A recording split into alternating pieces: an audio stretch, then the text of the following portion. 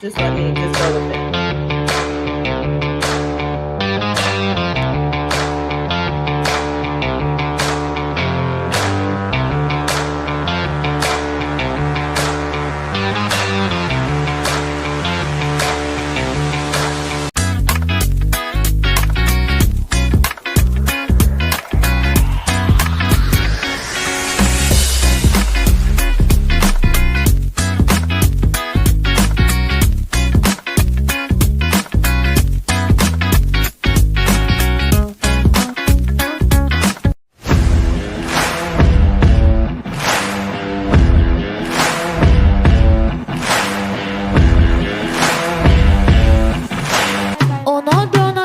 Vou sarrando na PT.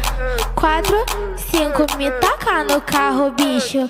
1, 2, 3, vou sarrando na PT. 4, 5, me tacar no carro, bicho. 1, 2, 3, vou sarrando na PT. 4, 5, me...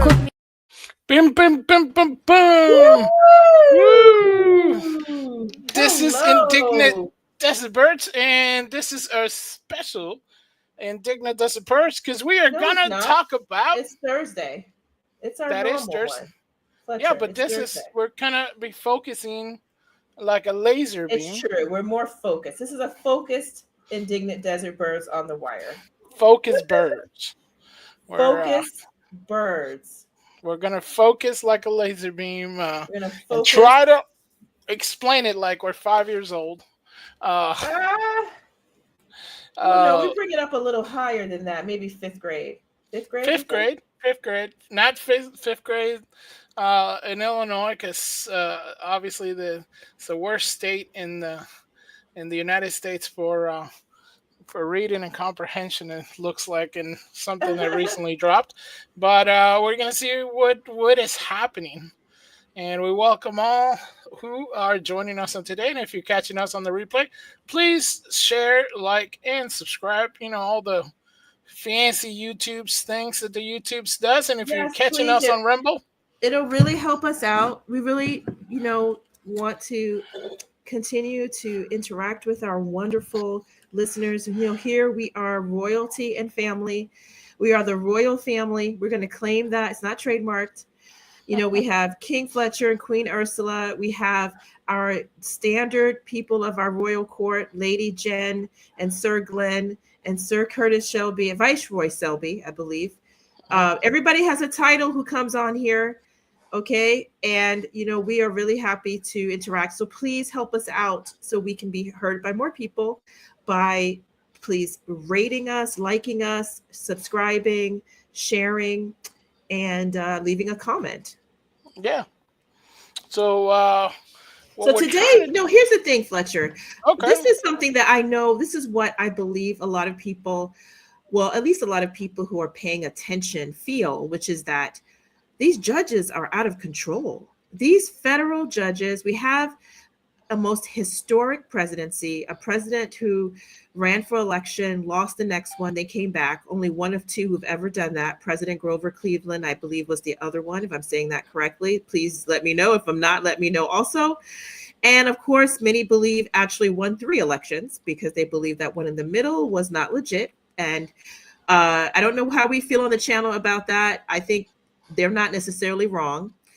But we have now something that probably a lot of us have never paid attention to, which is federal judges of a lower level, my understanding, what they call district court judges, are trying to stop the Trump train, Fletcher. They are stopping the Trump train. What is that about? So we're going to take that on. We have some great articles for you that we will discuss, read, hopefully get people to talk to us about. Fletcher and I will talk about it, and we hope that you will discuss it with us either by writing now in the live chat or writing on the comments later. And one day soon, Fletcher, won't we have some way for people to call in? That would be really fun. Yeah, so I'm working on that. Hopefully soon you'll have a way to call in and maybe dial in to the show. And we were looking at maybe doing after we cover all our stories for you to call in and stuff like that. So working on that.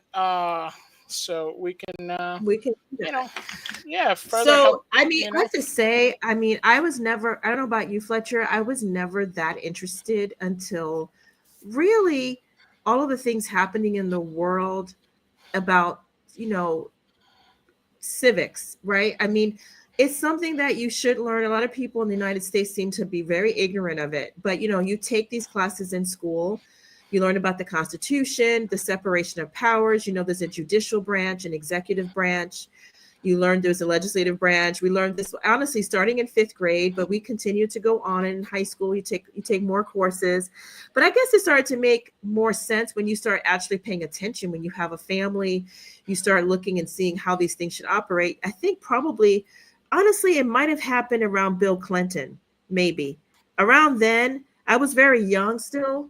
Uh, but around then, you start realizing when they were bringing the articles of impeachment against President Clinton. And you guys all remember, if you're old enough, and even if you're not, about stuff that happened with Clinton and, you know, how he disgraced, honestly, the office of presidency with what he was doing in the White House. Now, I like Clinton. I'm not dogging on him. But you did. but the whole thing with Monica Lewinsky and all of that, I started to pay attention. And then, there was more things happening. We have the war, we have 9/11, and you start being very interested. And as you get, further along in your wisdom, and now with Trump, we had COVID, we started thinking about, just the way We power had should work. the jab and Oh, I'm sorry. Yeah, all stuff. of that. And so actually, you know what? I don't know if you remember this, Fletcher, but one of the things, remember on this channel, when we talked about the fires in California, one of the things that we said was, listen, Karen Bass, the mayor, is very much on the hook for the disaster that happened, but you cannot overlook Gavin Newsom. And the reason we said that is because as governor, the buck stops here. He's basically the president of his state. And I Right. kind of went on about that. And one of the reasons I know about that and why I took that position is because of what happened with Hurricane Katrina. For the first Right. time with Hurricane Katrina, people started to understand how important a governor was, because President Bush, I think it was Bush at the time, was saying things like, look, that's the governor's job. Like, I'm not going to step over. You want me to send in FEMA. You want me to do all these things. All of that is good, but at the same time, a governor has to take control. And that was the first time I actually even gave any thought to what a governor is or does, because, we have people we know down in New Orleans. So it was important to us. And of course, to the whole country, because it was a big disaster. And then during, the jab times, during the pandemic of unknown origin, Right. that's when the zombie apocalypse we experienced just 5 years ago, Fletcher, that's when also I had to revisit the issue of what does a governor do, because you notice that it was all on your governor, whether you were able to go to church or go to the bar or go to get some lumber, or if you had to, get whatever, it was your governor. Your governor made huge decisions like that, whether you could, go out or not go out. So you see how important it is. And so you start to learn these important, separations of powers, how things operate. Well, now we see something we've never ever seen. Honestly, I don't know this for a fact. I know this because of people who are much smarter than I, who know this stuff. They say, yes, this is what's going on. So apparently these judges, these black-robed little tyrants, that's what people are saying, I'm just repeating it, are trying to stop the president of the United States from embarking on what he wants to accomplish on his executive control. And it's getting out of hand, I think, and it's we're starting to see a lot of people now paying attention, like you said, to this group, right? Before, Right. if you didn't think about judges being something that you need to pay attention to, obviously now in some places judges are elected. Most of the time federal judges are not elected, but maybe you need to pay attention to the people that are putting them in office, Yes. and things like that. But we start with and what we'll do, family, is we'll read some of these to you, and some we'll just maybe just kind of give you a summary of, and then Fletcher and I will discuss them. We would love to hear your thoughts. But you all know that President Trump's main mandate is to clean up the border, to minimize illegal immigration, and to take steps to get rid of those illegal people who came into the country without proper documentation, which is, regardless of what Congresswoman Jasmine Crockett says, is literally a crime. We have a short on it. Please check it out. But we looked it up. It is a crime. And he has said that from day one. He has Caroline Leavitt, his spokesperson, explaining that's, again, a very major part. And I think that's what the country wants. Well, you have this judge here. Fletcher has put up this article. The judge, I don't know if I'm saying the name correctly, but it's U.S. District Judge James Boasberg. It's spelled Boasberg. He basically, you probably already know this family, but President Trump had a bunch of illegal aliens who were also gang members. They're part of, as the president says, Tren de Aragua. Say the name properly for us, Fletcher. Tren de Aragua. That. Tren de Aragua. So they are a part of a violent gang. They took over a few apartment buildings in Colorado, and not that many, according to some people. But as Vice President Vance says, do you hear yourself? Not that many. They shouldn't have any. And the president had them on a plane back to their country of Venezuela, which has its own problems. And this judge, Boasberg, responded because the department, I think it was ACLU or something. There is some kind of organization that basically was saying, no, they didn't get all of their due process, right? You should have more to make sure they get before a judge. They should do all these things. And this judge says, you got to turn the plane around. You got to bring those guys back. Any means necessary, turn the plane around. Well, as it turns out, at least the official story, I'm not sure. I want to know what you think, Fletcher, if this is really true. The official story from the White House is that plane was already over international waters when that order came out. The president, which wasn't even allowed, the president's people were not even allowed to be part of this hearing. It was an ex parte hearing, which ex parte means, as you look it up, that the judge just hears one side, and sometimes that's allowed. And in this, because it was an emergency, I guess. And at that point, it was too late. The president people said to turn it around, and it had already, basically landed. And as you may have seen, the president of, oh no, it wasn't Venezuela. It was El Salvador. El Salvador. That's right, because El Salvador has agreed for us to pay them a low fee, as they say, a low fee, because they have one of the best prisons now in the world, or the most secure, to take some people off our hands instead of us housing them here. They didn't send them back to Venezuela. That's right. So the president of El Salvador says a funny little tweet that, haha, oopsie, too late, and he has them. And there's a little video about them. So this judge now, in this article, he says, okay, not just bring them back, but now I don't know if you followed this, Fletcher. He says, this is disobedience. He gave something called an injunction. You have to, he's following it up with, you got to give me information on these deportation flights. I want to know, when did they leave? Who was on it? What flight route did you take? Well, all these kinds of questions. Basically, you already lost, dude. The planes are gone. The planes are gone, and they already saved face by saying, hey, you don't have jurisdiction over a plane once it's in international waters. It's too late. Your request for relief is moot. It's too late. Right. And now he's like, fine. I want to know. Prove it to me. And he's asking questions that people say are really sensitive. They're sensitive questions. They're not questions that you would want to be in a public hearing or public document, or for the judge who's not a person that is under, the executive top secret clearance plan, to get to know about flights that the president has put, people on, his people. Can you imagine that, Fletcher? That's what this judge is saying. Insane. And he's still saying it. He's like, otherwise I'm going to hold you in contempt. To the president and his people, the Department of Justice, which is what's under the president's authority.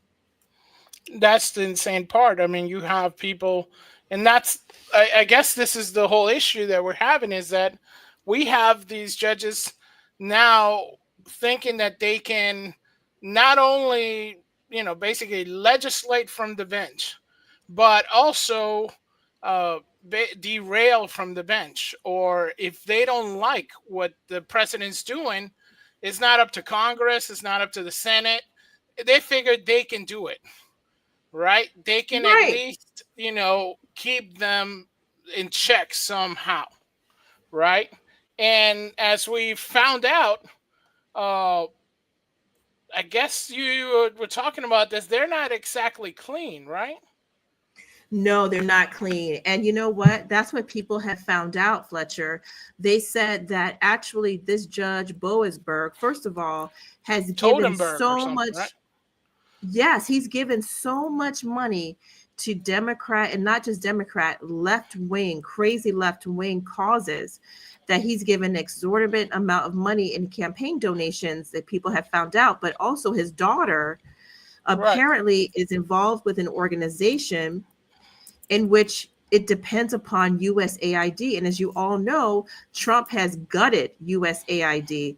He said no more money to them, or at least look at it very carefully. It's not going to operate the way it has. It's a big gravy train, international gravy train, money funding, for frogs to be outfitted with tuxedos in Zimbabwe, those kinds of things.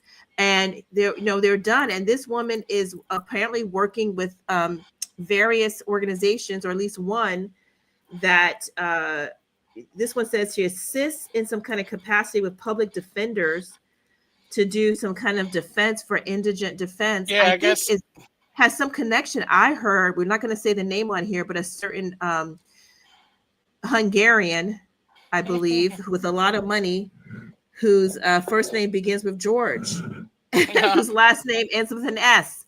You all should know who that is if you're paying attention, you all. And apparently he's behind this organization or gives funding, and she apparently is dependent for her job on this being funded, Partners for Justice. And Yeah, so this is the judge's daughter. He didn't disclose it. Yeah, which is usually what happens is you have to excuse yourself if you have a conflict of interest. You would think, if the president, basically cut funding to your daughter's job, maybe, I don't know. And that girl would be back home conflict? eating your food. You don't want her back home. You're like, Yeah. she got to keep her job. we gotta stop this guy. I mean, that's a huge. Bosco says they should hit him with some tariffs. That's what I'm talking about. That's what I'm talking about. Hola, noble Bosco scenario in the house. Yeah, I mean, that's the other thing. And you know what? I think a lot of them do have some kind of personal situation. It's not just that. There was a lady judge. She also has interfered with. Well, we're getting along with it. I mean, there's been a few things that have happening before. So this is from the Gateway Pundit. But you know what, Fletcher? Let's go. Do you mind if we talk about, before we talk about that, if we talk about the other judges who are problems, we get a good picture of it? Sure. It's the woman. She is Judge Anna Reyes. We researched her. She is, if you think about our uncle Jesse Lee Peterson, not literally our uncle. She is. This is from Breitbart. So they mention her sexual orientation, and they say that in her opinion, she basically, I don't know if you all know that. So besides the fact that Trump wants to get people out of the country who have committed crimes by coming into the country illegally, but then also have been violent while here, belonging to gangs like Tren de Agua, and the other judge tried to get them to come back. This judge, if you know, Trump has said he doesn't want to have, a weak military. He put Pete Hegseth as the Department of Defense head, and he wants to make, America's defense strong again. And he says the Transformers basically have to go. I mean, Pete Hegseth said, you guys got to get out of here because you're not combat ready. We talked about this last week, right, Fletcher, the week before. Yeah, completely. If you need a lot of, help with hormones, if you have mental illness, all kinds of things that are associated with transformations, It's not really a good place for you to be in the military. And honestly, my position, Fletcher, is that military is not there for you to have the right to serve there. It's a privilege to serve. You're not entitled, right? If I'm overweight, I can't pull up, I can't, pay attention. I don't get to be in the military and say, well, I have a right to. But if you listen to what this woman said, I want to read this one. It says here, a radical Biden appointed judge, this is from Breitbart, you all, is citing the Broadway musical Hamilton. If you guys don't know, we'll have to show you a little bit of that if we can get past the copyright. In her legal opinion, ordering the Trump administration to reinstate transformational soldiers in the U.S. military. So Trump says they gotta go. You know what I dislike is that they make it sound cool. I mean, who doesn't want a transformational soldier? That sounds like they're like a transformer or something. We can't say what they really are on here, but you know what I mean. The transformers, the soldiers in the U.S. This judge. Now, mind you, I don't know if you're okay. We can't comment. I got to read it and then we'll comment. Okay. So on Tuesday, that's this week, you all, Judge Anna Reyes, it says, the first person from the island of Lesbos to serve on the U.S. District Court for the District of Columbia, issued a ruling blocking President Trump and Secretary of Defense Pete Hegseth from banning transforming enlistment in the U.S. military, granting a preliminary injunction. For those of you who don't know, that means that they have like a restraining order, okay? They have to stop. In this case called Nicholas Talbot v. U.S., United States, it says in January, the president, who is constitutionally, and this is true, you all, the commander-in-chief of the armed forces, President Trump signed Executive Order 14183, which states that transformationalism is not consistent with military readiness and cohesion. So Hegseth has begun to put that order into action. The president signed the order. He's the head of defense. He's acting on the president's mandate, wishes. The president, by the way, voted in by us. Doing some basic civics for this Judge Reyes on here. She hopes she's listening. By dismissing transformational servicemen and women and banning the recruitment of others, okay? This week, however, it tells us, Judge Reyes is attempting to interfere in the president's constitutional duty to direct the military by ordering the president's recruitment policies to be canceled and all transformational personnel to be returned to service. Are you serious, you guys? Yeah, like who are you? And so it says here, Reyes, Judge Reyes, quote, the president issued EO 14183 within 7 days of taking office, and Secretary Hegseth issued the policy 30 days later. There is no evidence that they consulted with uniformed military leaders before doing so. Who says they have to? Who has to do it? Who says they have to do that? Where is it written? Part where it says that he's the commander-in-chief?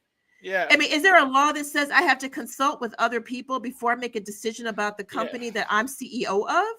That's what he is. He's CEO of the military, guys. That's what that means. He's CEO of that military. Hold up, Negro. Not so fast. And it's like, really? You got to consult with the military. No, honey girl. No, girlfriend. No, honey bunny. I don't have to consult. If I run a company, if I'm CEO, I don't have to consult with the people who work for me to see what they feel. Sure, if I feel I want to go that way with it, I want to say, hey, how do you guys feel? I'm about to fire some people. Can you come in my office? Tell me what you think. That's a perfectly fine strategy. But it's also a perfectly fine strategy to take the fact that I'm the head and be like, I'm going to be firing some suckers over here. I don't got to talk to somebody else first. And that's what this judge is saying, because she goes on. There's no evidence they consulted with uniformed military leaders before doing so. Neither document contains any, quote, analysis. Nor cites any data. Oh, wait a minute, Judge. So he has to be a policy wonk? You're saying a commander-in-chief? I wonder what it'd be like for this woman in war. Okay, no. General Lee, no. General, whomever, MacArthur. No. You can't just go over there. You got to first consult with the other leaders to see what they think, and let's get Yeah, some data. yeah. We I got mean, some are you? bombs. We got some bombs, dropping. But what's their serial number? Yeah, we And need to get that yeah, first. So this is before what before we she launch doesn't. an attack. She goes on. She says the military ban is soaked in animus and Oh, dripping with pretext. First of all, okay, she's using language that has to do with water or like, I don't know, honey, I don't know, sugar snacks. What is she talking about? She's using language that I would not expect a judge to be using, dripping in pretext, soaked with animus. Is this a wet t-shirt contest, honey? Try to focus. Try to focus, okay? she went to Hooters before this. That's She what went to happened. Hooters and she's still thinking about people being soaked and dripping. Girlfriend, she says, so what that means for those who don't know the word animus, it means hatefulness. You can look that word up. And pretext means like she's just pretending. He's just pretending it's an excuse. So I guess what she's saying is he claims that these transformational people are not that helpful to the military, but you're just lying and you Yeah, hate them. You right. lying and you hate Yeah, them. the And military it says needs this TikTok. it needs this. It needs this. And so she says it's language, I guess the language of the order, what Hexeth put to get them out is unabashedly demeaning. I'm sorry, the little witty feelings were hurt. Its policy stigmatizes transformational persons as inherently unfit because they are. And its conclusions, she says, bear no relation to fact, only to people like yourself. Because almost anybody would know if you were in battle, if you had to be rescued, you all, you're in a little village that's about to be under siege from an enemy. That country over there that has a lot of tea and, does, communist activities is coming over to you. Do you want the military person who is clearly born with biological equipment that belongs to a male, wearing a skirt with long nails, running over to you saying, hey? Or do you want someone who looks like Hexeth coming to liberate your village? Right. Just you let me know which one is better for you. Which one would be the one that's more? Which is I don't going to know. work for, right? Which one's gonna work for you? This is very simple. Do you want me to come for you or do you want Fletcher to come for you? It's not even Yeah. a woman. It's not even just a transformational thing. It's also women in combat because women, I don't believe, belong in combat either. They can have a great role in the military. A lot of women have done really wonderful service. So that's not exactly right. They're fit for service, not fit for, I don't believe, combat. But that's probably changed to some extent too.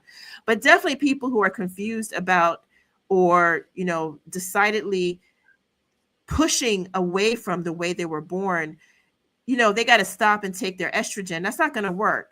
Okay. But according to her, it bears no relation to fact that they're unfit.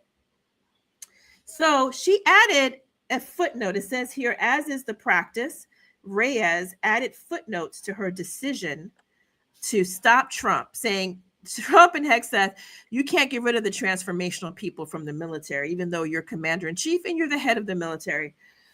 She has historical and legal proof and precedent for her decision by citing a rap musical that her ideas are valid. Are you saying we can't show even a little bit of it, Fletcher, for people I'm who not don't know gonna. Hamilton? Everybody knows Hamilton. They're not All gonna right, fine. waste their time. All right. So she says in this one, she this Just is know her proof. that it's a play that's young, scrappy, and hungry. So, for those who get that reference, all the kids love Hamilton. Our kids love all Hamilton. the kids love Hamilton. All the kids love Hamilton. You know what? We like it. I mean, maybe does that make us lose our conservative cred if we say we like Hamilton? I like Hamilton until we're getting off topic, but okay, I like all right. Okay, so before look, they so decided she to go quotes crazy. Hamilton to prove that transformational people have the right to serve in the military. In the footnote, Judge Reyes says, quote, women were included in the sequel when passage of the 19th Amendment granted them the right to vote in 1920. And then she writes, C. Lin-Manuel Miranda, Hamilton, an American Musical, 2016. And then the judge concludes, That right is one of the many that thousands of transformational persons serve to protect. Girl, what are you talking about? Girl, what are you Uh, talking about? You are so, so, quote. so they're What quoting are the you? song, right? She's quoting the song.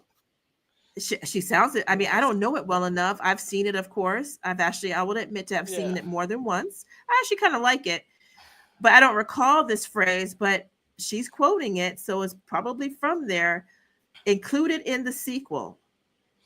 Wow.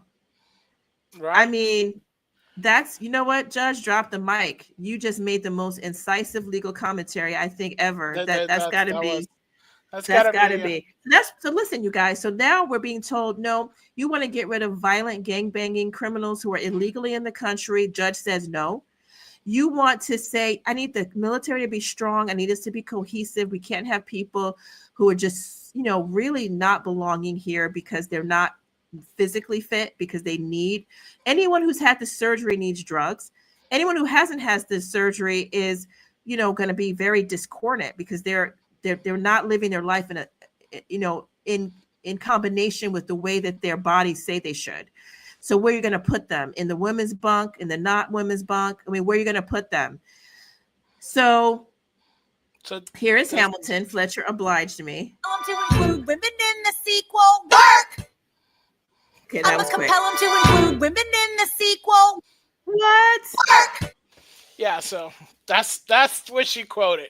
She quoted. And this. it's a little bit offensive. Thank you. This is what she quoted. By the way, very good, Fletcher. That's what she quoted. I try. It's kind of offensive, because honestly, as a woman, please don't compare me to a man who is unsure that he belongs, that he's in the wrong body.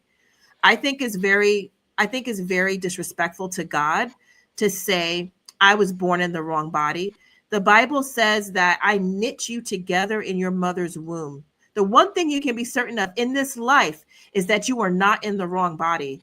Now, it could be that you can feel bad that perhaps you were born without something you should have had. If maybe you didn't have an eye, or you didn't have a foot, or maybe something didn't work right with the way your body is. Maybe you were born sick. Maybe something doesn't function right. That you have every right to try to fix that, because that's not part of God's plan for you. That's not the perfect specimen that you are supposed to be. And in fact, no one can be perfect, because we're imperfect and always have been and will be until the end of time because of the fall. The Adam and Eve, I bet, were pretty perfect. He made them from scratch. But now with original sin, at least that's what we believe in our church, everybody is somewhat tainted. We can become holy, but we are never perfect. But if you believe that you're not supposed to be XY, you're supposed to be XX, I'm sorry, that is wrong. That's not true. That's the one thing. Like, if you were born male or female, God, it says in the Bible, male and female, he created them. So, and he says he knit you that way. Maybe your mom did drugs and, you came out with some kind of, handicap or illness. Can't hold God for that. But the fact that you were male or female, yeah, God chose that, and that's what you are. So I'm sorry, don't compare me to somebody who says something like that. And that's what she's doing in this. She's saying, oh, women were included in the sequel, so therefore, okay, first of all, Fletcher, I don't know. You're a historian. I'm not a historian. Weren't women involved in the very beginnings of the country? Didn't women come over really early and they helped with the Revolutionary War? There was never an issue about women serving. Well, It was just a matter of women not being in the combat. Harriet Yeah. Tubman carried a big gun, and she was a good Republican. So Yeah. What is this woman talking about? She's confused. You're confusing the fact that maybe women had to fight a little harder to get respect, to see what they are able to do. But in fact, I don't think there was ever an issue. Betsy Ross actually, sewed the first United States flag. Women were a part of this mission of the American project from the very beginning. It wasn't the sequel. They were included in the We weren't original. in the sequel. They We were were actually already there. They were even the prequel. If you We were really part want of to the prequel. So to get Don't compare us to the new transformationals. That's a whole new the thing. problem is they're saying, what women? What are you talking about? She's not wanting to include women.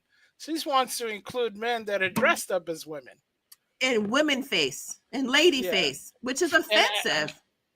That's I think the most offensive part. So I wanted you to talk. And just lastly, one more before you bring up your other stories, Fletcher, which is that there's another judge. There's a ton of these judges, by the way, trying to stop Trump at every angle. There's the judge who said that you don't have to pull these off, Lefter, if you don't want to, but there was the judge who said that Trump couldn't, take a decision to stop paying USAID contractees, people who had contracts to get paid for who knows what.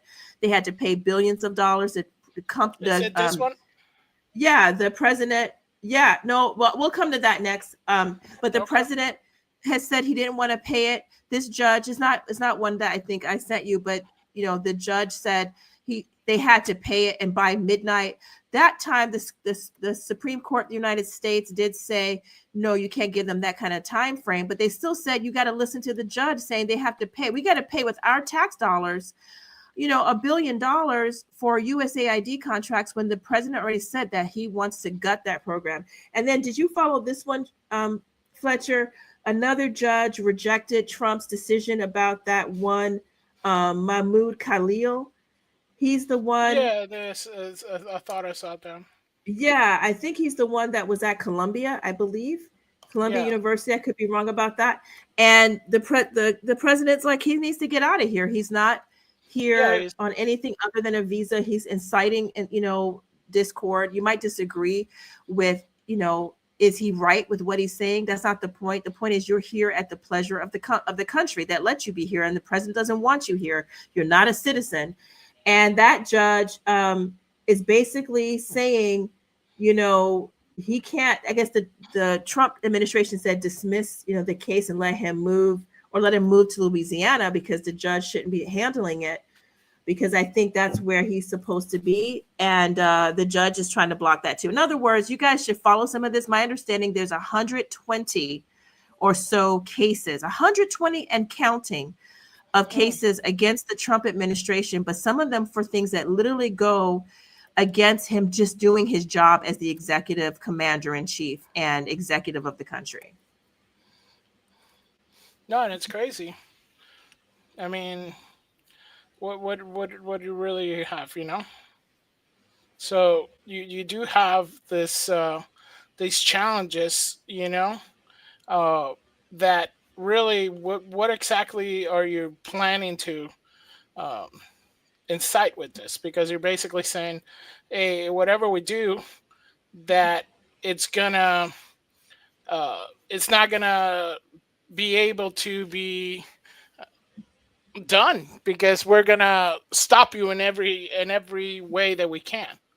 Right. And I mean, honestly, it's very chilling, because I thought we elected a president. I didn't know that we elected these judges who get to decide policies that we all said we wanted. 71 plus million people said we want Trump to do his thing.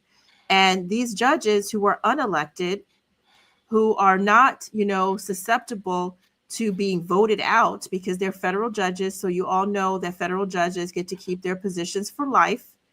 And they're making decisions that they have no business making, honestly. I mean, that's what I believe this is saying. So this is a great article. I'm finally ready for you, Fletcher.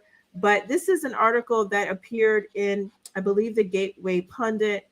And the opinion here is saying that many of these judges were appointed by President Clinton, President Obama, and President Biden. So they're not a cross section of judges. They're only left-wing judges.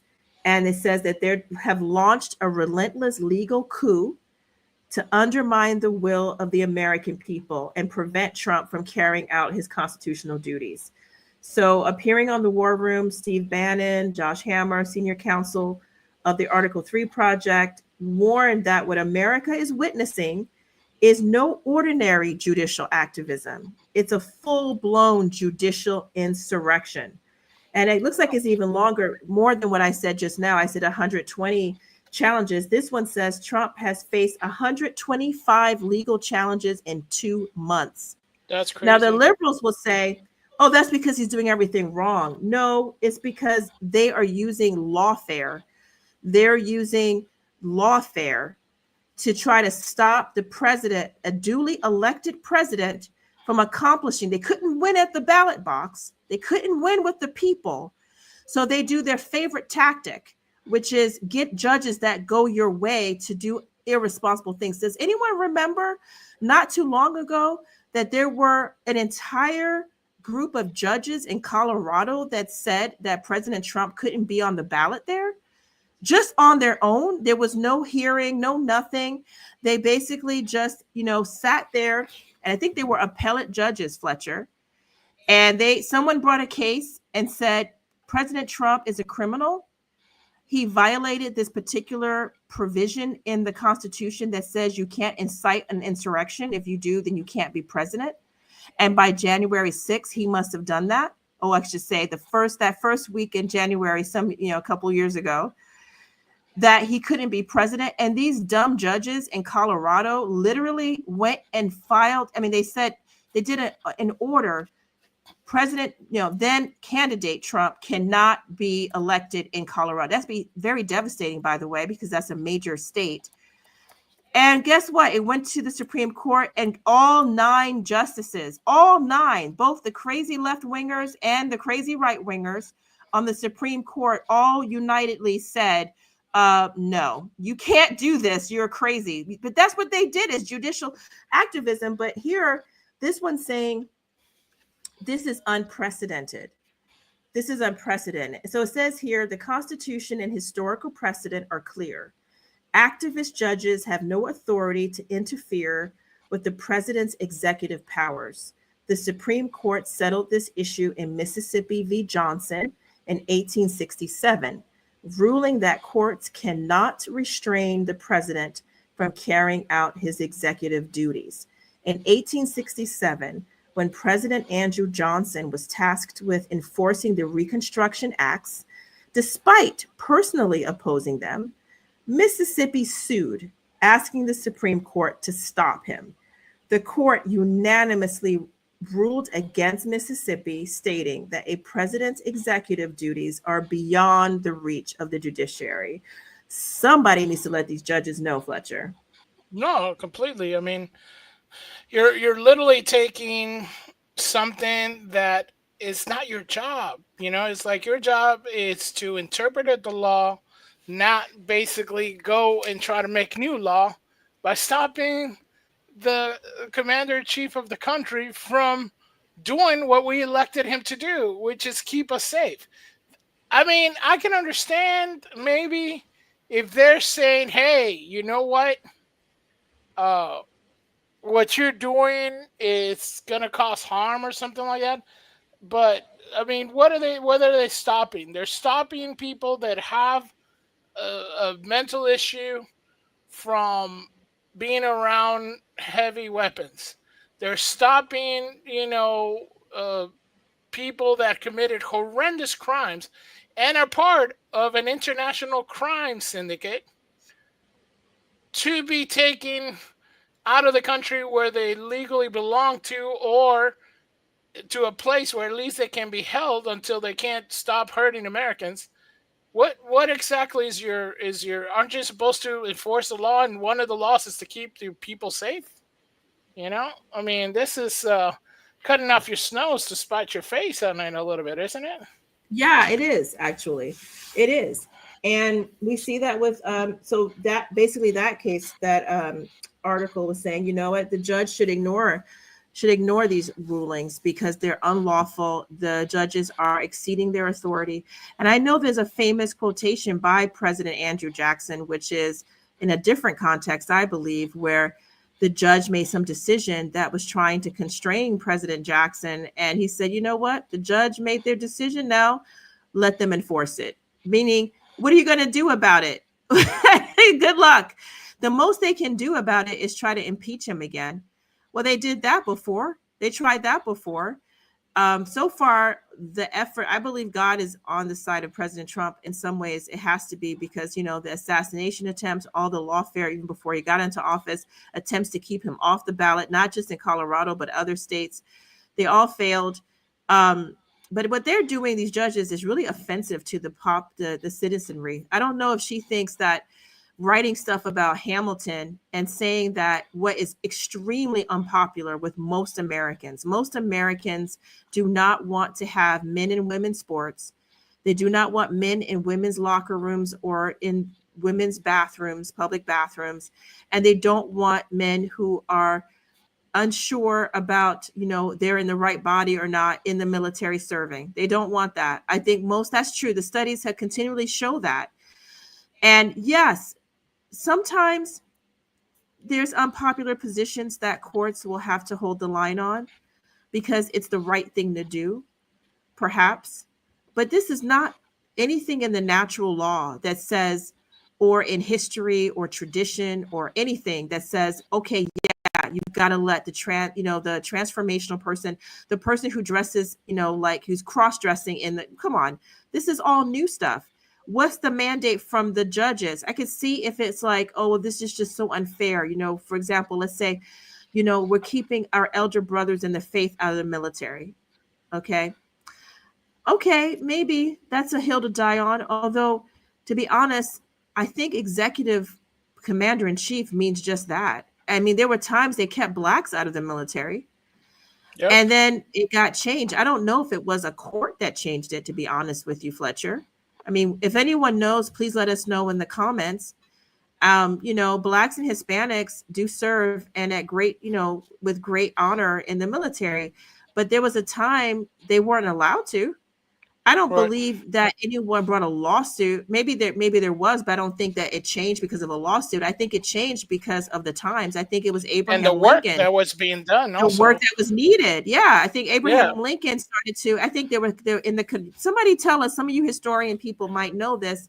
I believe that on the Southern side during the Civil War, they had a bunch of Negro soldiers at that time enslaved. And they said, because they were, in any war, just like we see with Ukraine and Russia, they run out of men who can be at the front lines. They run out of people to die in the war.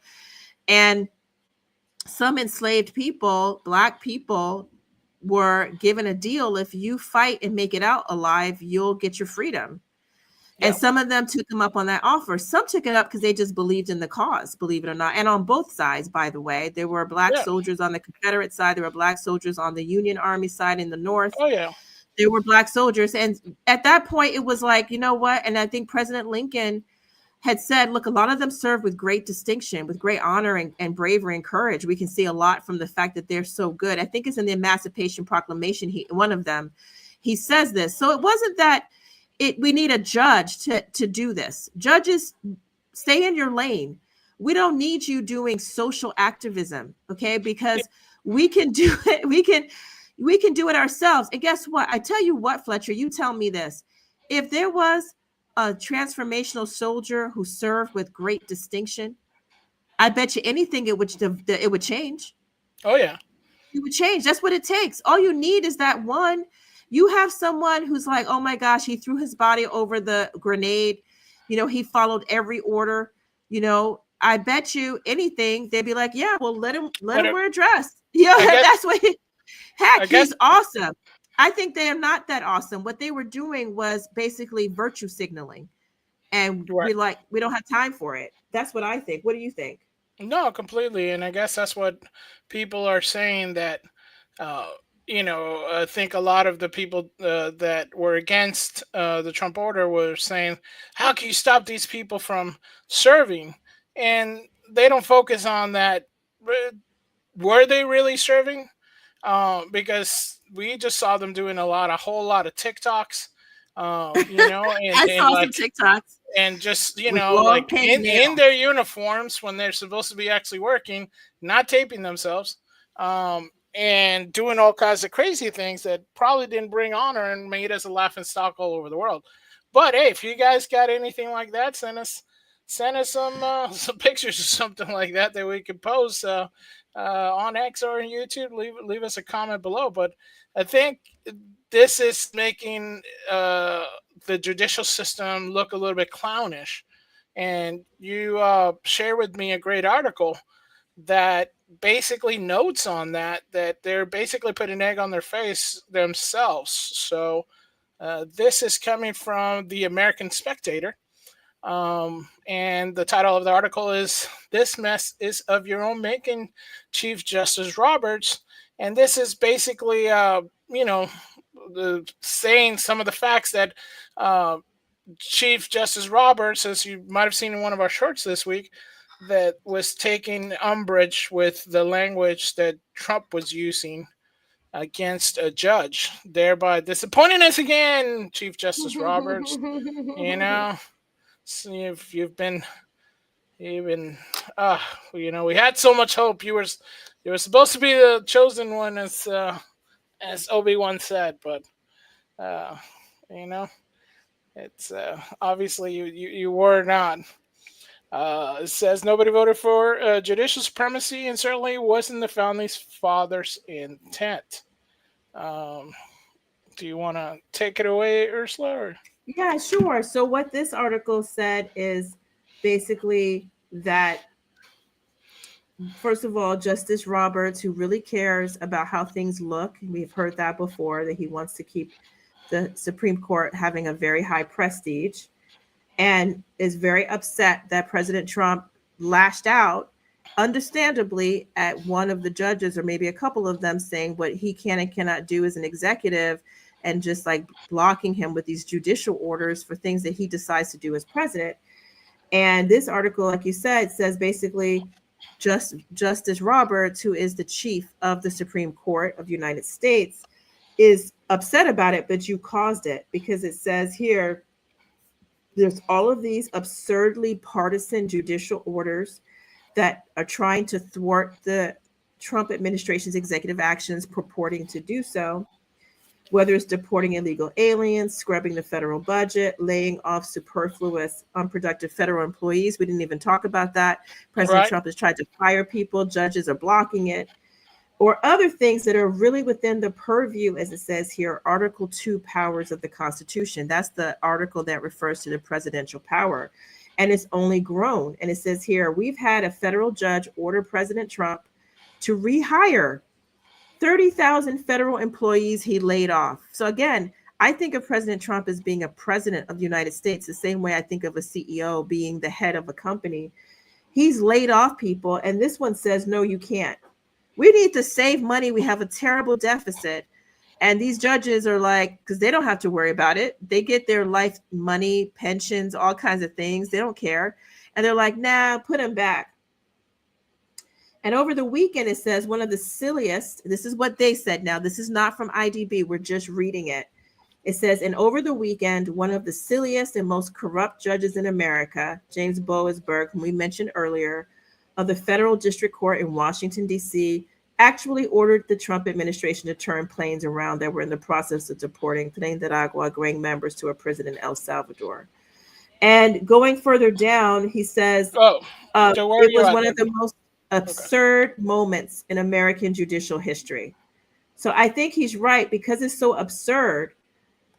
He says that it should be impeached. And that's what President Trump said. President Trump said, this judge and others should be impeached. And so what did Justice Roberts say? He said he rebuked the president publicly. He wrote, for more than 2 centuries, it has been established that impeachment is not an appropriate response to disagreement concerning a judicial decision. So I guess Boaz is his boy. The normal appellate review process exists for that purpose. Now, I think he's probably right. It's probably true that you probably don't, because a lot of people, I see them on comments and stuff saying we got to impeach these judges. I think you have to have more than that to impeach. I think it has to be something more along the line of, some kind of corruption, but I don't know, a conflict of interest, like he didn't disclose with his daughter, might raise to that level. But this opinion here says that's simply wrong. It says Justice Roberts is wrong. And he says suspiciously so, quote, judicial impeachments are like the impeachments of any other office of the federal government. Sorry, where you are? Because I'm trying to read it and follow. Oh, it's if you go past the video, keep going down. Okay. And you'll see here, get past the green part, and you'll see it. You see it's in green. Mm-hmm. And there it is. That's simply wrong and suspiciously so. Okay. Yeah. So it says here, judicial impeachments are like the impeachments of any other officers of the federal government. There are no rules set in place for their use. Impeachment is a political remedy that can be for, quote, high crimes and misdemeanors. In other words, whatever Congress finds unacceptable. And in order that the federal government import members of a designated foreign terrorist organization, that's Tren de Agua, to American soil is perfectly well within that definition, this article says. The filing of impeachment against Boasberg by some member of the House of Representatives is imminent. I think it might have happened, Fletcher, by the way. I Yeah, think so. I As believe he's so. writing, he says, I can't tell you who'll be doing it, but I think that it can happen. And it says Roberts has nothing whatsoever he can say about that. And this says, I've written this before, but John Roberts does an absolutely awful job of dispelling the rumors and belief that he's compromised by some scandal or blackmail not yet known to the public. For a decade, his rulings and statements have seemed to be more understandable viewed in such a light, and this looks very much to fit within that pattern. It has also been said that Roberts and Boasberg are personal friends, which, were it to be the driver of that absurd and clearly wrong statement, could make some very disappointing sense. As I said on X, I'll take an optimistic view and intuit from his statement a signal of intent, namely, that when Roberts says the appellate process is the best vehicle to deal with abuses like Boasberg's and the other usurpations of presidential power by district judges with a partisan axe to grind, he means that the Supreme Court will shortly dispose of this phenomenon by clarifying that a federal district judge has no power to stop the President of the United States from the lawful exercise of his core Article 2 powers, and that none of these orders are binding against Trump. So that's the constitutional crisis. We were talking about that a couple weeks ago, that all the little talking heads on the left were saying that we're in a constitutional crisis, including the complete airhead, Ilhan Omar, or whatever her name is, the one who married her brother to come into the country, that one. But they all got those talking points from somewhere, because in fact, nothing Trump has been doing has been any constitutional crisis, but this has been, because you have Article 3 judges, or maybe they're not even Article 3 judges, basically telling the president what he can do with his core powers as president. It's insane. No, completely. And it seems like they're just feeding fuel to the fire. Like he says, we already had ideas that he was compromised, speaking about Chief Justice Roberts, with some kind of way, because that would make sense of why he rules in such a sporadic or weird way.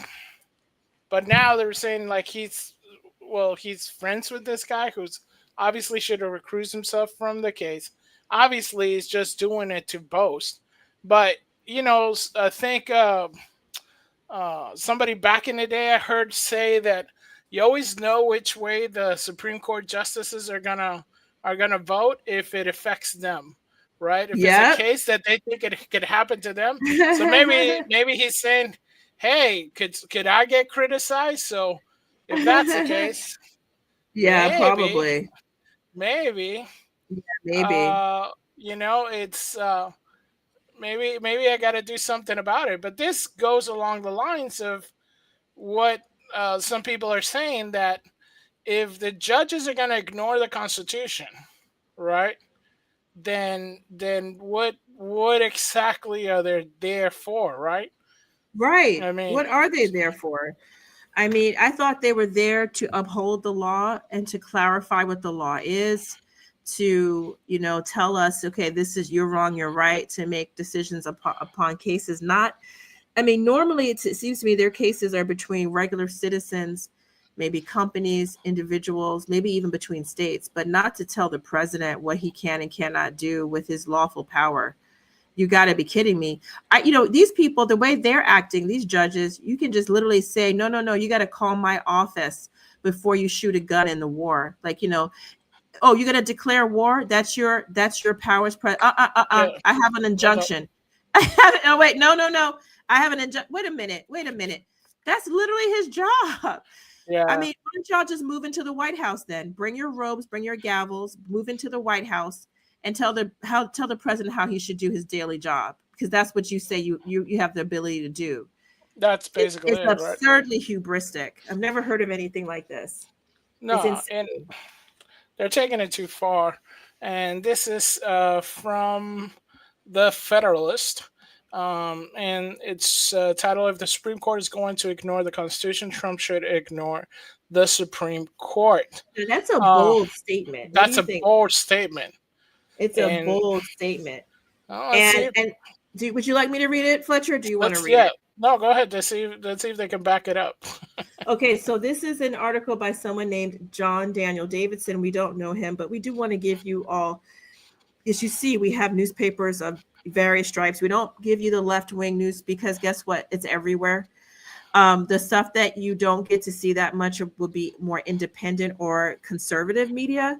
So even though we try to have a variety, we're not bringing that because everyone else is saying the opposite. They're already saying Trump is wrong, Orange Man bad, and constitutional crisis. We're telling you what other people are saying. So it says here, the Supreme Court's shocking decision on Wednesday to allow a DC District Court judge to order the Trump administration to disperse $2 billion, I was mentioning this, you all, in federal grant money is a major blow to the separation of powers undergirding our constitutional system of government. But the thing about separation of powers is that they stand or fall together. All three branches of our government, legislative, executive, and judicial, have to respect the Constitution's clear separation of powers. If one of them doesn't, there's no reason that the others should. Put another way, if the Supreme Court can simply disregard the executive branch's constitutional authority and allow it to be usurped by an inferior federal court, which is what happened, then there's no reason the executive branch under Trump should pay any attention to what the Supreme Court says in this case, because it's trying to assert an authority it simply doesn't have. So here's what happened, it says. As part of an administrative-wide effort to crack down on fraudulent and wasteful federal spending, President Trump ordered a review of all federal grants and also ordered that payments on all grants should be paused while the review is ongoing. Sounds reasonable to me. Right. Some of those grant recipients sued, of course.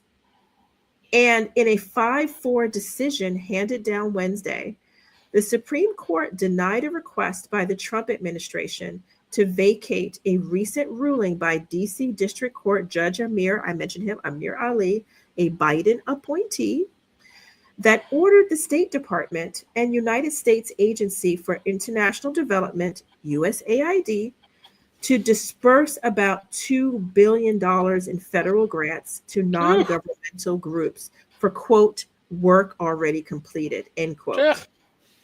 Okay, so in mid-February, Ali had issued a temporary restraining order that prohibited the Trump administration from pausing the disbursement of funds, arguing that the respondents were likely to succeed in showing the government violated the, quote, Administrative Procedures Act. It's not in quotes here, but I say quote because I don't even know what that means.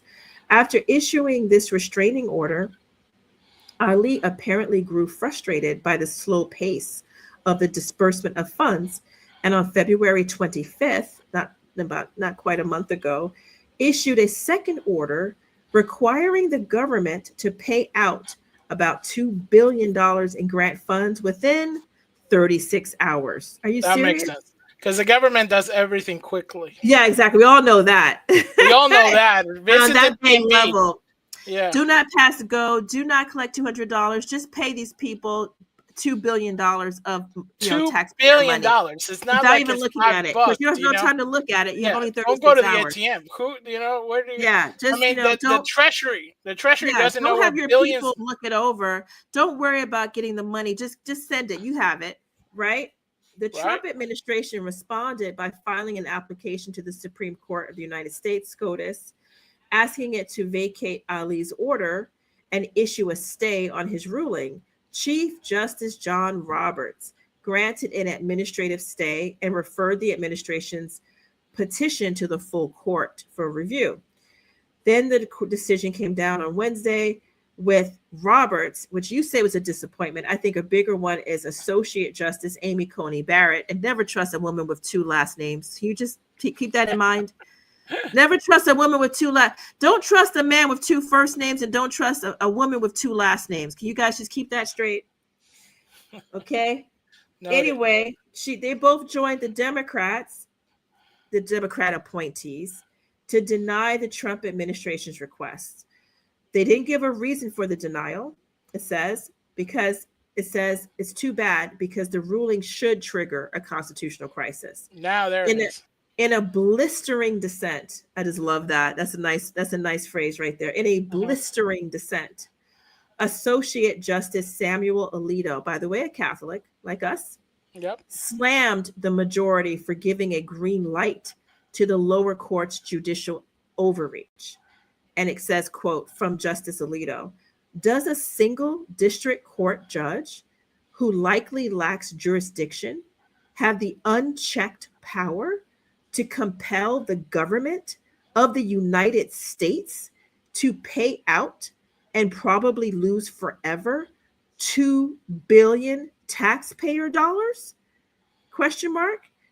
Alito wrote, and he continues, quote, the answer to that question should be an emphatic no. But a majority of this court apparently thinks otherwise. I am stunned. Yeah, and he's stunned, and quote, after having been on the court for, I don't know, a long time now. I don't know, he's been on 15, 20 years. And he says he has seen their antics of those on the left, left appointees, I should say, because they're not supposed to be partisan on the Supreme Court. They're supposed to just be open-minded, although they were, put on the court by either a left or a right president. And it says here, Alito is right to be stunned. Here is a case in which a district judge, Ali, is explicitly claiming for himself executive authority to disperse federal funds and determine the time and manner in which the funds will be dispersed. Power is clearly so we're gonna, you know what, Fletcher, I'm bringing a lawsuit before Judge Amir. I want them just to pay me my our tax money back faster. Oh, yeah. Or I'm going to ask them to please pay. We have all kinds of things. Like I'm going to just make it. You tell the president, tell the the executive branch to do this for me. He has the power, right? Judge Amir has the power. Yeah, he's got the power. Who knew? Power is clearly vested not in the judiciary, but in the executive branch. That is, with President Trump. Ali simply brushed aside the Trump administration's argument that sovereign immunity barred the enforcement order and arrogated to himself the right to exercise executive powers. In other words, it seems to be saying that the government is sovereign. They are immune from such kinds of shenanigans. And he instead says, nah, I'm going to take the power to tell you what to do anyway. So it says this on its own should be reason enough for the Trump administration to ignore the Supreme Court's decision to let the lower court's order stand. But there's other problems too, like the fact that the lower federal court in this case lacks jurisdiction. Contract disputes with the federal government are only supposed to be heard by the Court of Federal Claims, not a DC district judge. Among other things, this means Ali's order requires President Trump to violate existing federal law. And then it says another problem is that Ali labeled his order a temporary restraining order to make it impossible to appeal, even though it's obviously not a temporary restraint of actions, but a proactive order that requires the government to take specific and immediate actions in 36 hours, no less, leaving the administration almost no time to appeal or even review the legality of the order. As Alito wrote in his dissent, quote, the order here, which commanded the payment of a vast sum that in all likelihood can never be fully recovered, is in no sense temporary, nor did the order merely restrain the government's challenged action in order to preserve the status quo. And the most serious problem, though, is this pernicious notion that any district judge anywhere in the country can dictate to the executive branch what it must or must not do under the guise of issuing a temporary restraining order or a universal injunction in a pending case. In the first Trump administration, anti-Trump plaintiffs would venue shop. If you guys don't know what that means, it goes around looking for the right kind of judge, for the most radical anti-Trump judges they could find, to ask for universal injunctions and temporary restraining orders against nearly everything the Trump White House tried to do. It was easy to find judges willing to comply with this abuse of power, just as it is this time around. But it's almost certainly a violation of the United States Constitution. In 2018, Associate Justice Clarence Thomas, another devout Catholic, one of our buddies, no, not literally, we don't know him, you all, but Catholics holding it down on the Supreme Court, suggested as much in a concurring opinion in Trump v. Hawaii, which reversed a lower court's decision to uphold a nationwide injunction on Trump's travel ban. District courts, including the one here, have begun imposing universal injunctions without considering their authority to grant such sweeping relief, wrote Justice Thomas. These injunctions are beginning to take a toll on the federal court system, preventing legal questions from percolating through the federal courts, encouraging forum shopping, and making it every case a national emergency for the courts and for the executive branch. It's so true. No, I mean, we're getting our poor president and the administration and the people all wrapped up in these lawsuits, these nasty, nasty, nasty Democrats bring, in order to tie them up from doing what he's there elected by the people to do, and then try to claim that it's because completely. somehow he's violating the Constitution by doing so, when he's not. It's the people trying to stop him that are these judges who are overstepping their authority. And it says Thomas went on writing, he was, quote, skeptical that district courts have the authority to enter universal injunctions, noting that such injunctions didn't emerge until a century and a half after the founding and appear to be inconsistent with longstanding limits on equitable relief and the power of Article III courts. If their popularity continues, this court must address their legality. Those are the courts that are acting. They are federal courts. So the Supreme Court had an opportunity here to address the legality of the lower court's use of a temporary restraining order to commandeer the executive branch's constitutional authority, but it didn't. That's a shame, because if this kind of judicial overreach continues, the Trump administration might conclude correctly that it has little choice but to ignore the decrees coming from activist lower court judges, no matter what facade of legitimacy the Supreme Court might choose to give them.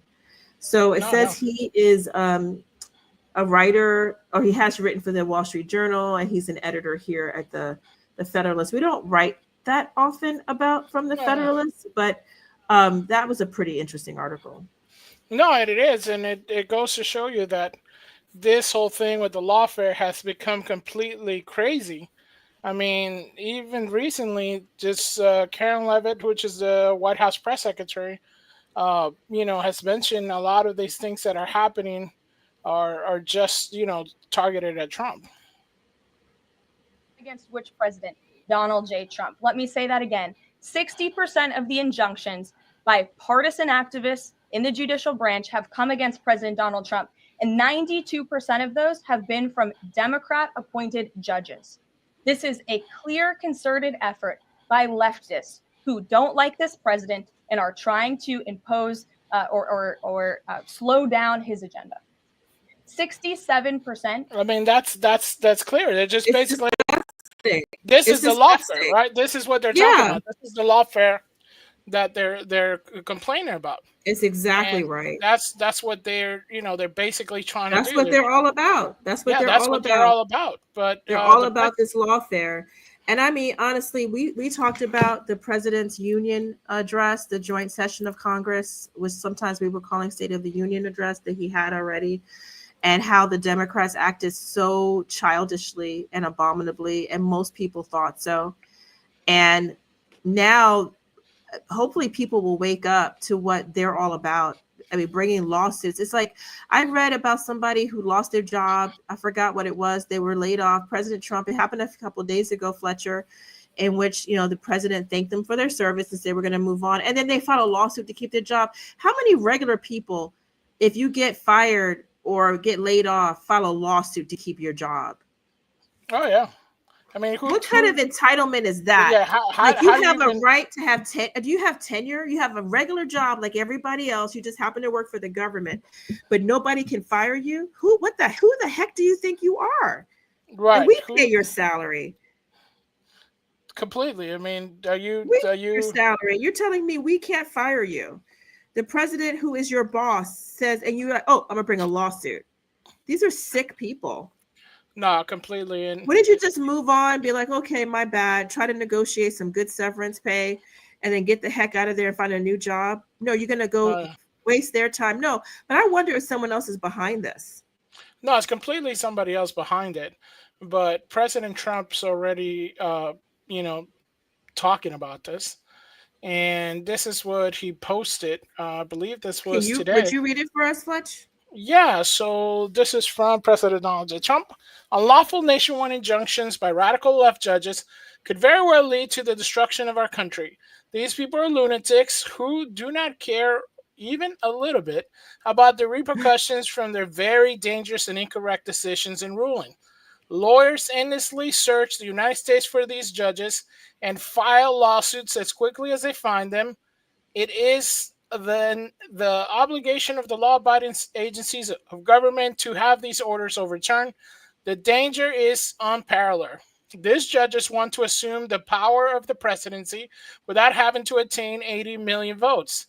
They want all of Mhm. the advantages with none of the risk. Again, president has to be allowed to act quickly and decisively about such matters as returning murderers, drug lords, the R thing, and other such types of criminals back to their homeland or to other locations that would allow our country to be safe. It's our goal to make America great again, and such high aspiration can never be done if radical and highly partisan judges are allowed to stand in the way of justice. Stop nationwide injunctions now before it's too late.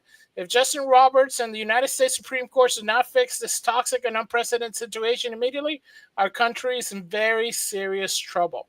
And there it Wow, is. Basically, he's saying what what the article was talking about. that's That brilliant. It's true. these people are basically, um, they are causing a crisis because I mean, think about it. They're elected by the people who lean in their direction, and then they get to not get fired, right? They do something wrong. Oh well, They have their they have jobs a for bad life. rule. Yeah, Yeah, they have a these they judges. I mean, honestly, how little respect can you have for people like this, though? I mean, that's imagine the way you wake up that you think you are a. Honestly, it would be a similar, guys. I like to use other examples that make it easier to understand for myself, and I hope it helps other people to understand. I hope I got this right. But looking to the example again of the CEO, of the company is the one who runs everything, right? That's the person who was in many cases also appointed to that position, right? Or elected if you have like a board of directors or something like that, and they make somebody president, right? Okay. This would be like, honestly, these guys, they're like literally in the mailroom. That would be what these lower court federal judges, they're not even appellate judges. They're not the Supreme Court even. It's like they're in the mailroom saying, nah, CEO, you want to send this thing out? You want to send this package? No, we're not going to do it.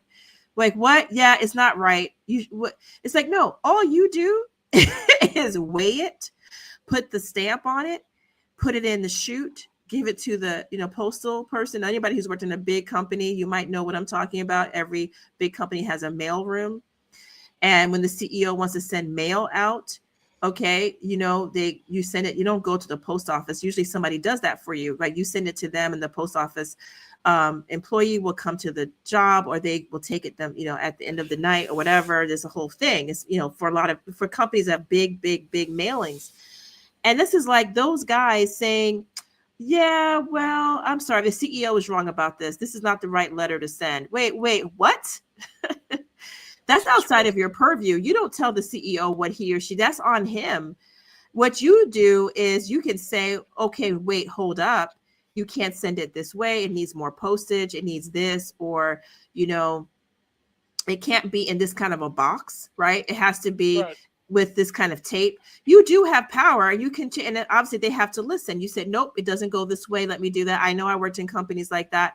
And they, you know, you go to the mail room sometimes and they'll be like, nah, give it to me. And they'll fix it up for you. But they don't get to tell you, let me read what you wrote. That's what honestly what a judge is when it comes to powers of the president. They can look at the very basics. It's my understanding. They don't get to tell the president, nah, I don't think you should send this letter to California. Why don't you just take it back to your office? What? Who are you? And I think he's right. Lunatics. That's what I get. Somebody tell us in the comments if we're wrong, but that's how I see it. What do you think, Fletcher? I mean, it sounds like you agree. No, I totally agree, because what they're doing is they're punching above their pay grade, should we say?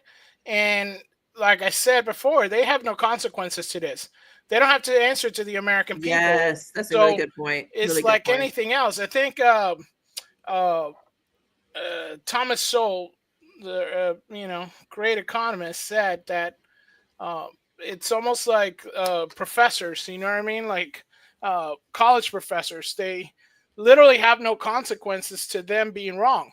These judges have no consequences to them being wrong. So what's the initiative for them not to be wrong? Yeah. Right? They get appointed. They're there to do activism now instead of upholding the law. So if you're caught doing Fletcher, preach. Go ahead. I'm not teasing. I'm telling you that it's good. You're right. So if you're caught doing activism, then you're not really there to do what you're supposed to do. I see no problem with them being removed from the bench. Yeah, it sets, you could set a slippery slope, and people said sets a bad precedent. You could say all that, and you will be right. But the problem is, you can't deny that what they're doing is harming the country. And they have no business of doing it. The fact that, two so-called conservative members of the Supreme Court, and the biggest backstabber is not Roberts, like you said, but the two-name lady, because she was there. Trump picked her, and she has like no loyalty whatsoever. That in itself is like, it's just disgusting. But the fact that they're trying to get away with this stuff, which is basically they're trying to rule from the bench. You're not, they're saying that Trump wants to be king. We elected him to be king. Yes. If you want to say it. Come on now. If you want to go that way. We elected him with the king. We didn't elect these morons in robes to be anything. No, we didn't. They were picked by other morons to basically not arrest, make sure they stay out of trouble, probably, and do each other favors. But if they're going to act in this way, there's got to be accountability. And, I think a lot more, I don't think they understand how this is going to go, because they feel that they have their black robes and they have their power. Do you know how many Americans are sick and tired of these judges that act with so-called impunity, that think they can't do anything? They're going to mess around and find themselves out of a job, because basically that judge Boasberg, which is Boasberg. It should be Boastberg. So I like Bozoberg. Bozoberg is a good one. So right away, it's red. Just introduced articles of impeachment. This was already 2 days ago. We got congressmen introduce articles of impeachment against a radical activist judge. If he's guilty of high crimes and misdemeanors, should be removed from office. And this is what you do. Amen. This is what you do. You know what? It's going to seem like there's a lot of people and there's a lot of judges that maybe need to get some of these things, because they should start figuring out that, once you do what your job is, like you said, you're in the mailroom. You're supposed to, send my package out. You're not there to tell me don't send the package out. I mean, that's just crazy. Yeah. But this is That's just it. Well, we thank everybody that's been hanging out with us today, and we wanted to do something a little bit different today, which is our Birds on the Wire. Wanted to focus like a laser beam on one item that was bugging us, the judicial coup, and we feel that a lot of people are not covering. We feel that people are not talking about it, and that people need to be aware that these things are happening, and maybe you need to call your congressman, call your senator, and some of these, black robe diseased individuals need to be impeached and be removed from office, because obviously they have an agenda, and that agenda is Yeah, not the American people, and that that should is, never be. could never say it better. Could Thank you, never be. Fletcher. So, but thank you guys. Thank We're you. gonna see if we're gonna be able to do another catch up, because we got a bunch of stuff we wanted to share with you guys. But keep us check out the channel. Please check Like, out the share. channel. Stay with Lent for those of you who observe it. Yeah. It's just getting good. And I hope you Yeah. had a great feast of Saint Joseph. And we'll see you next time. Yeah. And later.